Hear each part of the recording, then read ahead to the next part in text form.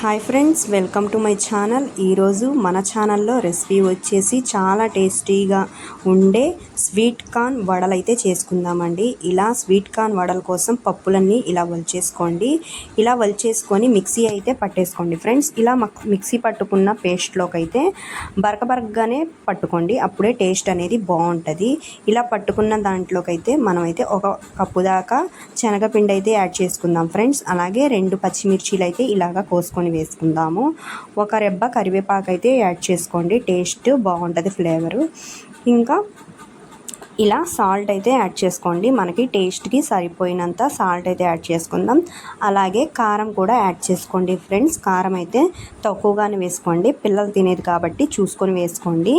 చాలా బాగుంటాయండి ఇలా చేసుకుంటే, పిల్లలు అయితే భలే ఇష్టంగా తింటారు.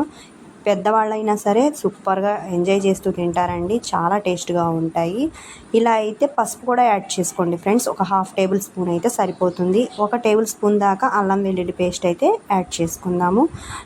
లాస్ట్గా ఫైనల్గా అయితే ఇప్పుడైతే కొత్తిమీర అయితే చల్లేసుకుందాం ఫ్రెండ్స్. నెక్స్ట్ వచ్చేసి ఇప్పుడు ఉల్లిపాయలు కూడా యాడ్ చేసేసుకుందాం ఫ్రెండ్స్. ఇలా మొత్తం యాడ్ చేసేసుకొని చేత్తో మంచిగా మిక్స్ చేసేసుకోండి ఫ్రెండ్స్. ఇలా మిక్స్ చేసేసుకొని పెట్టుకోండి. ఇప్పుడైతే ఆయిల్ అయితే హీట్ ఎక్కించుకుందామండి. ఆయిల్ కొంచెం హీట్ ఎక్కిన తర్వాత ఇలా చేత్తో ఒత్తేసుకొని వడల్లాగా వేసేసుకోండి ఫ్రెండ్స్. ఇలా వేసుకొని మంచిగా గోల్డెన్ కలర్ వచ్చేదాకా అయితే చక్కగా తిప్పుకుంటూ ఫ్రై చేసుకోండి. ఇంతే అండి, చాలా టేస్టీగా ఉంటాయి, చాలా క్రిస్పీగా ఉంటాయి. పిల్లలైతే భలే ఎంజాయ్ చేస్తూ తింటారండి.